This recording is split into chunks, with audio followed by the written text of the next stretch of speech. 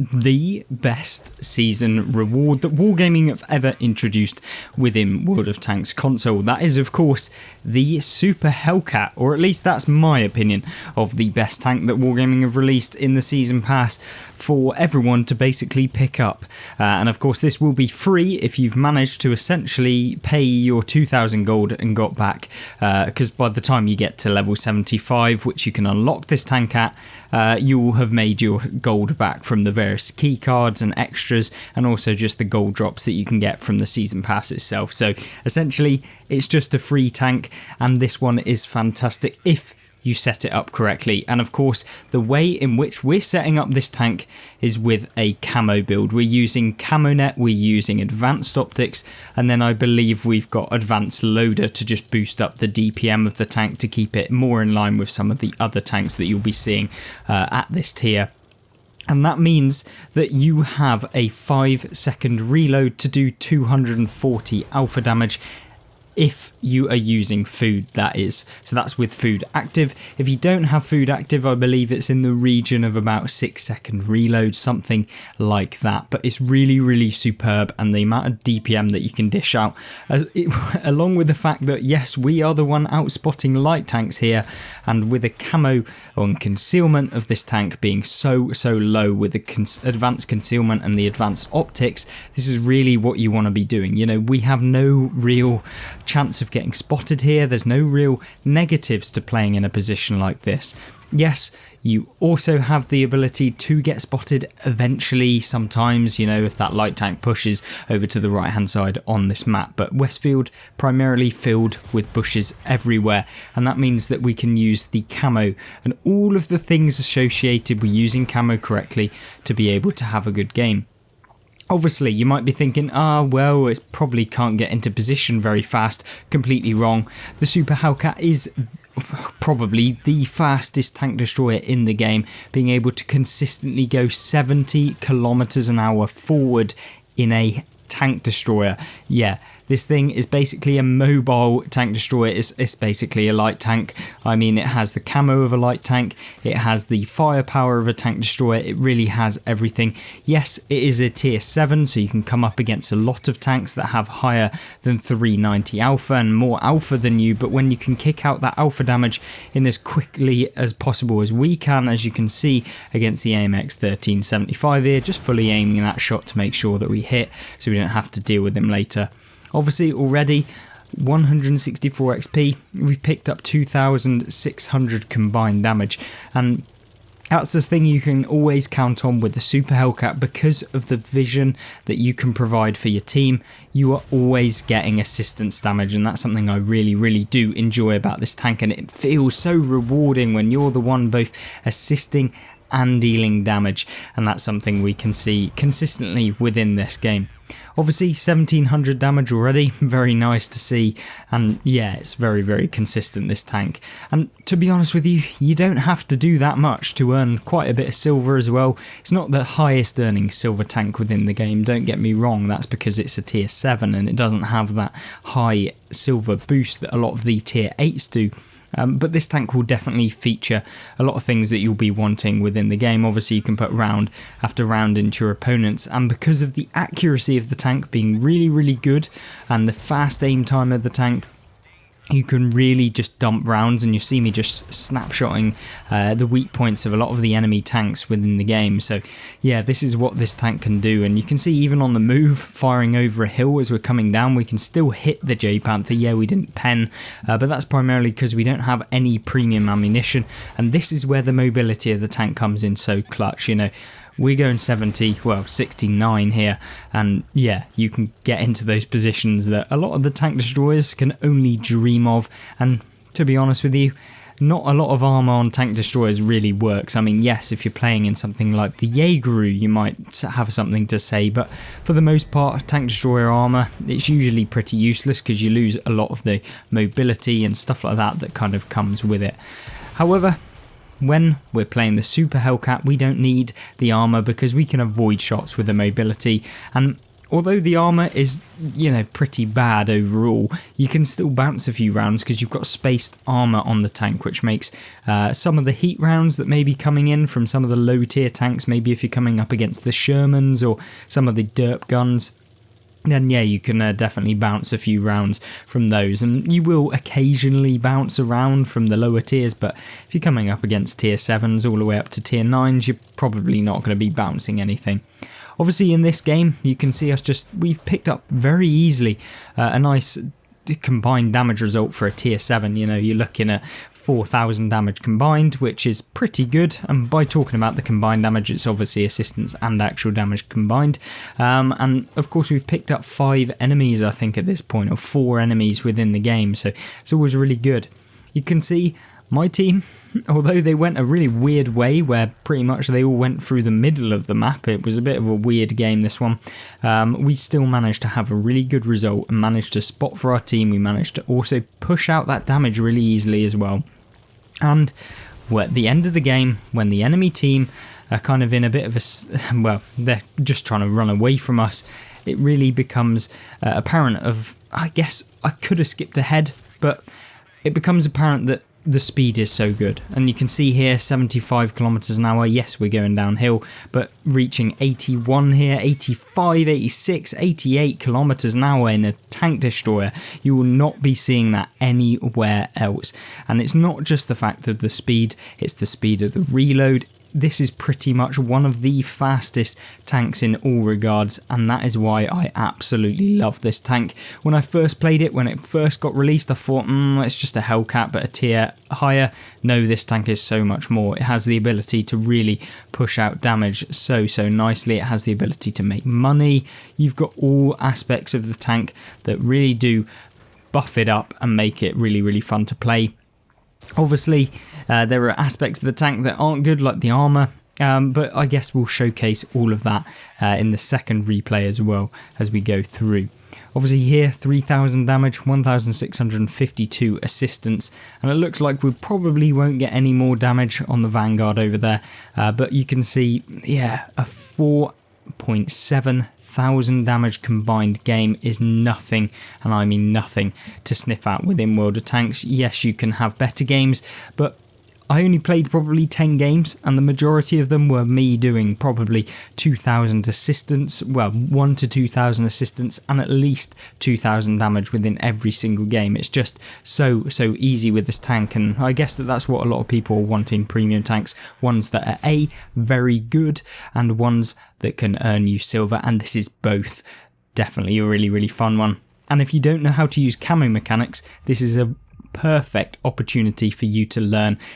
As you can see, a fantastic result. 1900 base XP, 2945 damage, 1652 assistance. But let's get into another gameplay where we can showcase the tank even more and show some other ways of playing it. Right then, second map, Teepval Ridge, and this is a perfect opportunity for me to showcase how you can play this map as well within the game, along with some of the things that you want to note if you are wanting to carry games within World of Tanks, because that is exactly what this is going to showcase, and the Super Hellcat does it perfectly.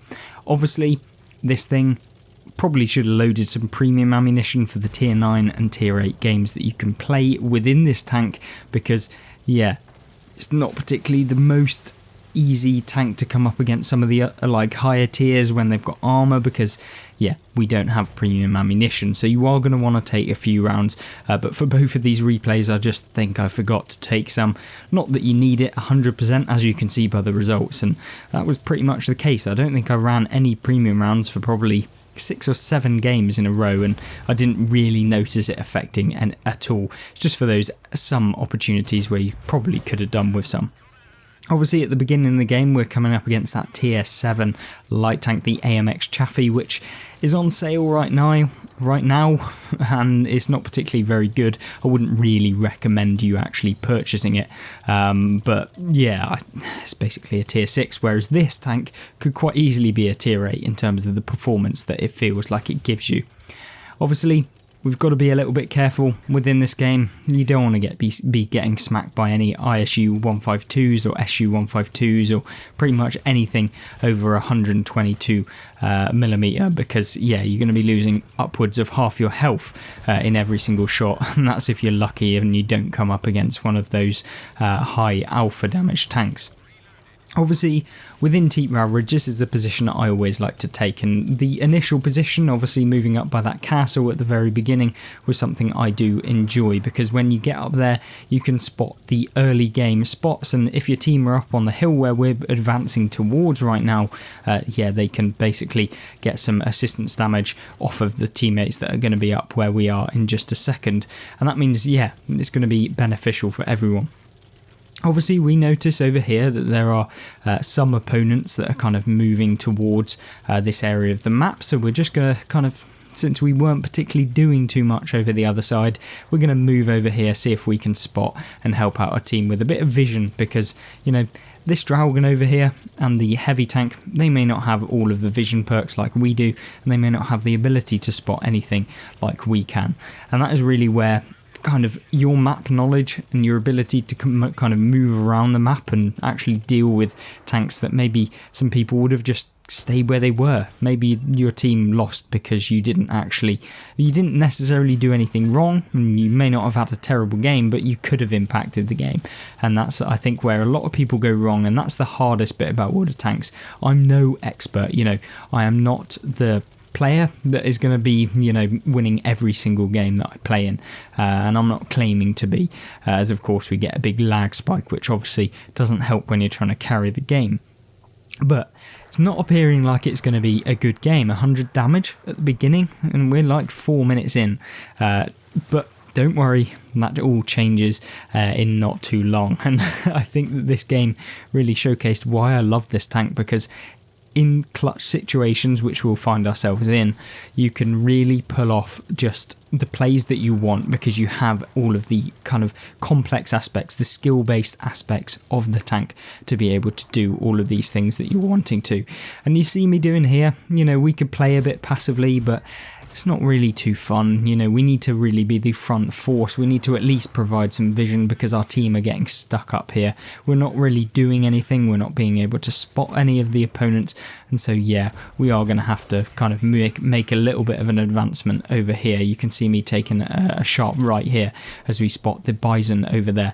And this is where having the vision and the opportunity to be able to push out the vision range for your team so that they can basically spot, you're going to be able to actually win the game, even indirectly or directly, from just being able to have your teammates shooting at everyone. And that's where Teepral Ridge, I think, is one of the maps that people kind of underestimate the power of actually having view range on this. And so, yeah, that's something we're not going to underestimate within this game. Oh, this one is definitely a slow burner. You know, we've had 500 assistance damage, we've had 500 damage. Can you say it's a good game? No, not really. You know, that's pretty terrible result, to be honest. If it ended right now, which it doesn't, it would have been a pretty annoying result. And so what we've got to do is just make sure we don't do anything stupid. There's still 10 tanks left alive on the enemy team, so there's plenty of damage for us to get. We just don't want to lose all of our health to begin with really early on. And now we've got to be a little bit careful with the Diamondback that is over to the left. We're going to keep on moving, use the mobility of the tank, and yeah, we're going to hopefully avoid any of the shells that were coming in. We're going to take a left here, just to kind of get behind that ridge line as we're moving our way over to here. Now, from this position, this is where it kind of gets a little bit interesting. We noticed the Bison, and the reason why I'm moving over here is if I can spot him. I didn't know what the angles were like to be able to get shots onto the Bison. Unfortunately, it's a little bit of an annoying kind of aspect, because if we move over there, we can't actually get shots on the Bison, although we are the ones spotting him. But alternatively, if we just are there, nothing's really happening to the Bison, so yeah, we're not really doing anything. One thing that we can do something with is the Pershing here, putting a nice round into him. We do have to be very, very careful of that area straight ahead and towards the enemy spawn, because a lot of people will camp there and be able to get shots onto us, especially if they're tank destroyers. But in this game, I noticed that it's been almost halfway through and we've really not made any real dent into the enemy's forces, and so yes, we do have to be the one carrying the game forward, even if the rest of the team is content with just a kind of throwing sticks at the opponents, not really having too much to do. Obviously you see here, getting a little bit more assistance damage, and that's the perks of being the one pushing the game forward, is that often you're the one spotting a lot of the tanks, and if your team are camping, you can get some nice assistance. Obviously within what we're going to be wanting to do now is just keep our hit points, because if we are the one furthest forward, we're going to lose your hit points very easily, so we need to be really uber careful of just where we're going and making sure that we don't put ourselves in a bit of a risky position, whilst also it's kind of a trade-off. You have to be risky, but you also have to be kind of mindful that you don't want to risk it all. So yeah, risking a shot of damage, yeah, that's fine, because you know, you could have pushed the game, you could have got a lot more assistance damage overall than you would have taken damage, so it becomes, yeah, you have to kind of think of that as well. Obviously we spot the Pershing there in the middle, somehow making his way through the middle of the map with no one spotting him, but that quickly gets taken out, and we'll quite nicely take that assistance damage as well. Now, this Bison's really proving difficult for our teammate to take out, even though he is on 61 damage, and if the Scorpion G just loaded HE, he'd probably take him out with a single shot. We're now going to have to help out the enemy, or our team with the enemy team over on the right, where we first began the game and when we tried to get vision with this Type 59 moving forward. Obviously we then got the tank destroyer up there, so these are all things you want to be thinking of on Teepval Ridge, is making sure that you don't go super aggressive like a Scorpion G trying to ram a Type 9, well, Type 59-2, yeah, that's not a good idea, especially when you don't know what's around there, and when you could have just one-shot the Type 59. Oh, yeah, it's painful to watch some plays like that, especially when you had 800 hit points to begin with and then decide to ram and don't even pen the tank that you were after. Yeah, I'd have just waited and hoped that the Type 59 made a mistake.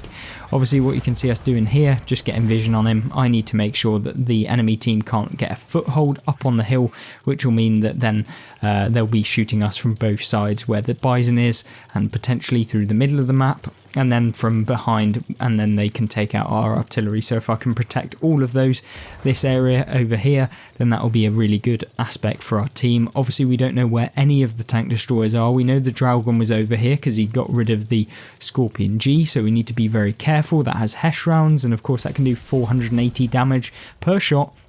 But that doesn't matter when we've got the right nice back of the Dragon, and we'll put a nice round into him. We'll then go for the tracking shot, which is nice, and these are the sort of things you want to be doing, especially when you've got artillery on the team, if you can just put a round into him. And at this point, you know, when you're like, I know I shouldn't take a shot to be able to take him out of the game, but I'm going to do it anyway. I just want some sort of action within the game. And so yeah, although we could have just waited for the artillery to put some damage onto him, and then just basically would have been a one shot for us to take him out if he didn't already get taken out by the artillery, and then yeah, I wouldn't have lost the 400 hit points. I was bored, and boredom makes to bad decisions in the majority of situations, but we don't have the time to really play around with if we want to solidify the victory, and sometimes you do have to take damage in order to do that. And when you're 6-5 down, that means that yeah, you do have to do something, otherwise you are going to lose the game. Now with 4 minutes and 43 seconds on the clock and 3,100 combined damage, we really need to push forward. We've got a light tank over here that hasn't managed to spot anything, whether that's just because he has bad view range or whether that's because there's just no one over here, I don't know yet.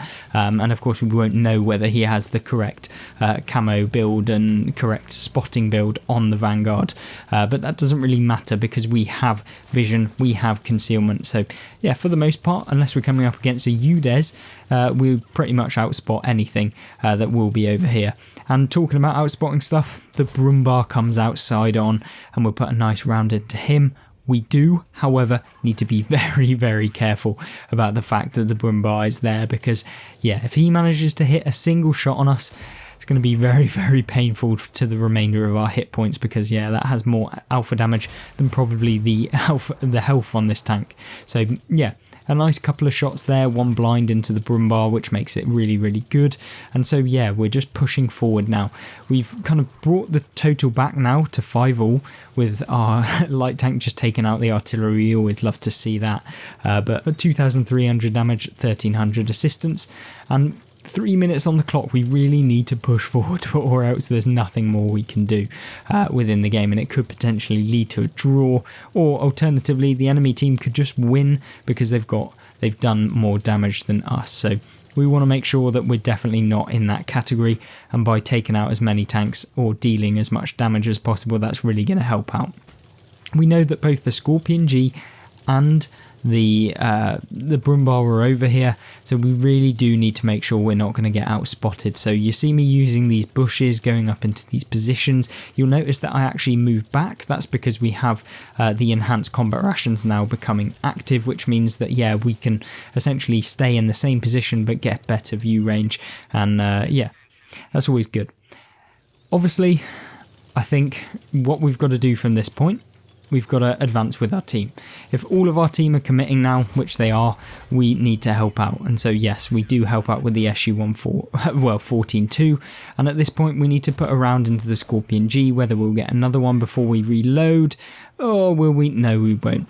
So from this point, I'm knowing that the Brumbar was over on the right hand side, so what we're going to do is take the kind of long way round, I guess, to be able to deal with the Scorpion G. Potentially he can get taken out by the time we even get there anyway, so we're going to try and take out the Brumbar. Gets one tank out the game. We spot the Brumbar, we're now going to come over. Hopefully we won't get spotted. We do, so we've got to fully commit before he manages to actually aim, and we take him out of the game and out of the equation. Now we're 5 tanks to 3. The Scorpion G up against all of our remaining tanks, with the tank destroyer in the central area of the map. So let's move up onto this hill. We'll be able to get another angle on the Scorpion G, making it more difficult for him to be able to deal with the various tanks in front of him, and potentially means that he won't be able to get a nice shot into us. Do have to be wary that if he manages to snapshot us, he does have more alpha than we have, but he was of course firing HE, and so only hit our teammate for 200 damage. We're going to now pull back behind the ridge, and yeah, from this point it's just a case of we're 5 tanks to 2. Let's not do anything absolutely stupid. We're in a tier 8 matchup. We need to make sure that whatever we're coming up against doesn't have more hit points worth of damage than we actually have health. So it's not particularly the hardest thing to grasp, but it's something that you need to make sure that you're doing. And from this point, what we can do is just try and be the vision for our team if our team don't have the vision themselves. Diamondback in the central area of the map. We've got another tank destroyer somewhere in the game, and unfortunately for the enemy tank destroyer, that is not spotted in the form of, I believe, the Scorpion G maybe, but yeah, the Bison there, still alive at the end of the game. Don't know how that mad lad managed to do that, but yeah, he survived that entire flank and onslaught over on the other flank, which is interesting. But from this point, 19 seconds left, not much more we can do. 4 tanks to 2, looks like it's going to be a nice solid victory. And of course what we'll do, maybe we could get one more shot in before the end of the game. Will we? Won't we? Will we? Will we be able to do it? Do we actually take a shot? I don't know. No, we don't. And yes, we do manage to win the game, which is always a good one. 3,000 damage, 1,400 assistance, a combined damage score of 4,500 in a tier 7, meaning that yes, we came top in a tier 8 game against some of the more broken tier 8 tanks and premiums in the form of the Dragon there just next to us. And yeah, a really, really good result. 5 enemies destroyed, and it showcased how you can play Teatval Ridge, you know, all of the kind of positions and thought process that you want to take on the map. And hopefully it was a good video to showcase the Super Hellcat, the free tank that you can get as part of the Season Pass. Thank you very much for watching. If you want to check out any more gameplay episodes, there are plenty on the channel, and I will link them now. Thanks for watching. Goodbye.